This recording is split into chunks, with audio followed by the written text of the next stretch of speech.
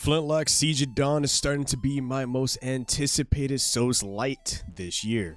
Steam Next Fest is here, and man, did we get some absolute games dropping, but the game I wasn't expecting to get a shadow drop of a demo, and hell, I was even expecting it to release this year. A44 Games is an indie studio, and the devs posted a lot of clips last year on Twitter/X, you know, but we're just gonna call it Twitter. They dropped it a couple of years, like last year, just a bunch of clips showcasing like the different combat and what can actually be done in this game. And it actually sold me a year ago. Now, I did say this game is a Souls Lite, so it uses some aspects from Souls games, but it borrows from other games as well, being a more linear based game with a semi-open world to actually explore, fight more enemies, and gain more loot as well.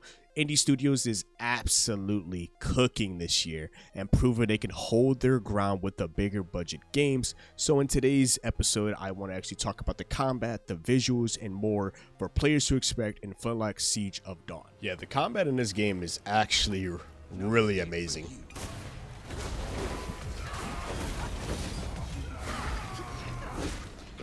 Like I said, it's not like a Souls Lite. Like Souls-like, I'm sorry. It's one of those games where it definitely borrows from other games. But one thing that I noticed that is going to be a heavy risk and reward for this type of game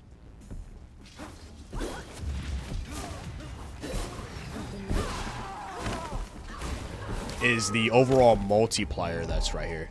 So if you notice in the left-hand side of the game, you can see that there's a percentage. Well, I wouldn't say to actually gain any type of like experience, but it's how to actually make your experience points better. I would say to at least is to overly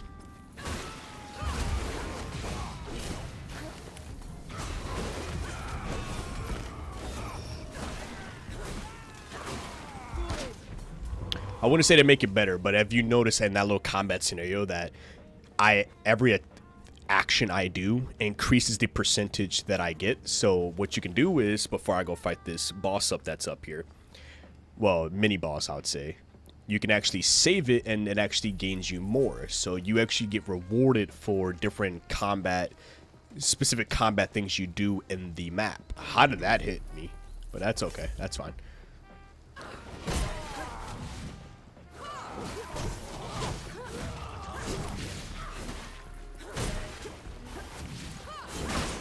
Yeah, give me that. Oh, stop. Heal. Inky. Bro, how does that track me? I need to heal again, bro. You gotta be kidding me.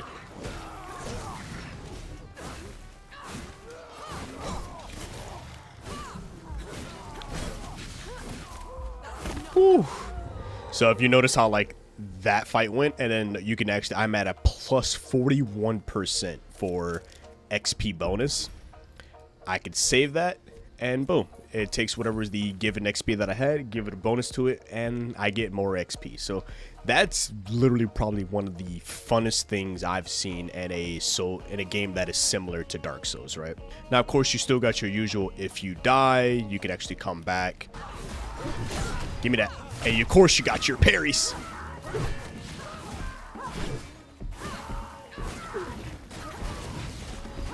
Dodge.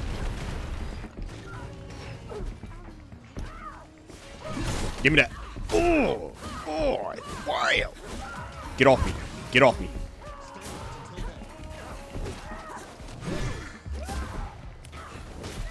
Ooh. But this game is just overall fun. Like, for an indie game, it's still crazy to think about for an indie game.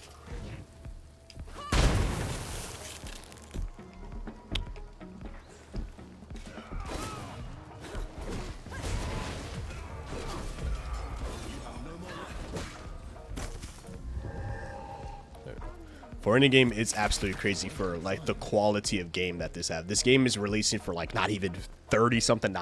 And I actually was sold on this game long time ago. That's the thing that is hilarious. So I was already sold on this literally last year. It pulls from all types of games, bro. Like, this is absolutely amazing. And right now, and when I was talking about the interconnectedness of this, like, I'm not even actually in the specific beaten path. I would say I'm actually exploring a bit, and it's not too crazy. Like I said, it's not like super open world aspect. Like I need to be here, but I'm all the way traversing this area, and I actually enjoy that it does that. Like, you can just go off and do whatever you like and not worry about it. Granted, like I said, I actually shouldn't even be over here, but I'm actually quite glad I'm actually going to grab this. I need to actually get to rest up. So you still got your usual... It reminds me of the bonfire that you'll know in, like, Dark Souls, of course. You can actually change your skills. And this is the next thing I wanted to show off, is the actual skill tree. So because of all the weapons that Nor actually has, she has her gun, she has the magic from Enki, and then of course she has her main weapon, which is the axe. Of course, you can upgrade them as much as you like. You just need to gain the reputation, which the reputation is your experience points. Depending on how good you can get at not getting hit and storing your reputation points, I've died too many times already alone from that. It gets annoying pretty quickly. But it's a high risk, high reward type of game. This is how the inventory screen looks. It's very, minimalistic, not too cluttered. You have the section for Enki. You have your overall gear, armor, your weapons. You can actually hold 2 weapons at the same time. Of course, you got the overall cosmetic look of your character, which I haven't obtained anything new. I can buy new colors if I want to from the gear shop, and of course my weapons overall for my ranged weapons, and of course all of my items to be able to help me survive in this world. Of course, one thing to note, when you do rest, all enemies do come back, so that is another thing to keep in mind. But if I'm not mistaken, I can also fast travel, which is actually pretty good. So I'm not going to continue exploring here because I actually want to just try to get through some of this demo as I can. I've already been playing a lot already as is. To even get to this point, I'll probably say I'm not even almost an hour and a half into overall gameplay. And I actually love that she has so many different weapons to handle any type of enemy. Now, the next thing that actually is another thing, like I said, they pulled aspects from different games. So as you can see here, I am actually clearing out an outpost. And it were definitely, the first thing that comes to mind is Far Cry. Far Cry, definitely, really, that whole clearing out outposts and... Thank you.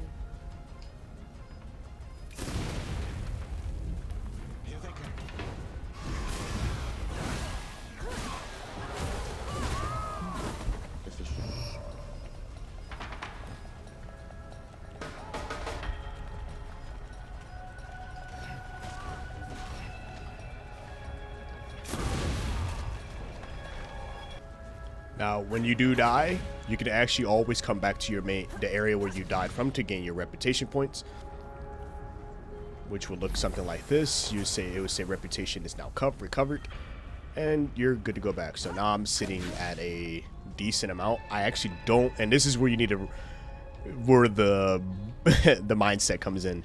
Do I want to continue and just try my luck and see if I can gain more points through just not getting hit? But I don't, I'm realistic, so I'm just going to save that, put it back in, so I don't actually lose the bonus that I had on it. Because you can go for the high risk, high reward. It is definitely something. The visuals overall in this game, too, oh my god, looks phenomenal. And like I said, with the exploration, you can tell I'm just kind of picking people apart one by one. And not trying to... Oh! Give me that. I love the critical attacks in this game too. That's another thing. Whoa! And you also get crafting as well. So crafting is not is actually your normal like survival craft games you come across. Essentially, you can pick up items that can help upgrade your current gear that you already have. Mainly it will be like wood or different ore to help you upgrade your axes and your guns. And it's like after Helldivers 2, like it really showed like there's a bar that these indie devs are like really reaching to show like they're not to be messed with. They come up with these great ideas and just high quality games that even while playing this, it feels like I'm playing I want to say a AAA budget. Of course, they don't got like a super crazy budget. It doesn't have the graphics level of it, but dude, at this point, it's like, who gives a shit? I'm actually having fun. There's no form of monetization. And also, for anybody that was wondering, there is no stamina meter. So I can swing as much as I want. Alright, let's run these ones back. First, let me get some free damage.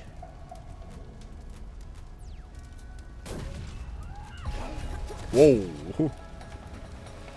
I need to go for the parry. Give me that. Give me that. I want them ones back.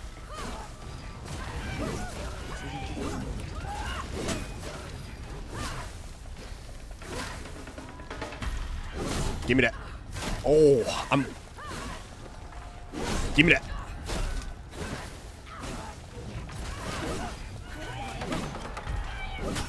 Ooh.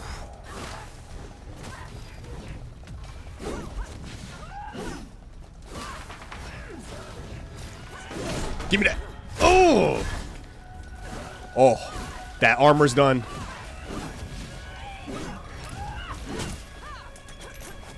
Oh!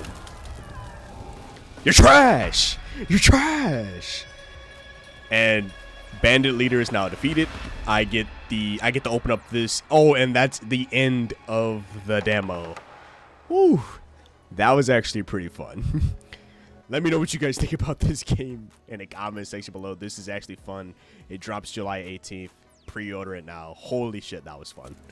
After spending some time playing Flintlock, this is looking to be a very awesome title for anyone who's looking for a challenge, but not super heavy into being a full Souls-like game. The multiplier to gaining more experience points, giving this game a definite more arcadey feel to it. Not every game though needs to have this heavy interconnectedness, maps or super Metroidvania like, but I do love how the exploration and how you can actually approach different combat scenarios. A44 Games chose to go with this semi-open world route. I wouldn't even say semi too heavy, like slightly just a little bit more broader than a super straight linear based game to keep the game and feel of the atmosphere more alive instead of going heavy into the open world. Then it's just mainly empty. You do have multiple ways of traversing areas with the double jump and the mobility utilizing the powder keg or the powder that she utilizes, or using Enki to actually rift through different portals. Flintlock Siege Dawn is set to release July 18th, 2024. And if you guys want to play the game yourself, the demo is out right now, so I highly recommend to go try it out. And if you want another good ARPG, then I suggest checking out the card that's going to be right here. And as always, stay safe out there. It's been your host, Chaos DTV, here at Chaotic Inc., signing out. Peace.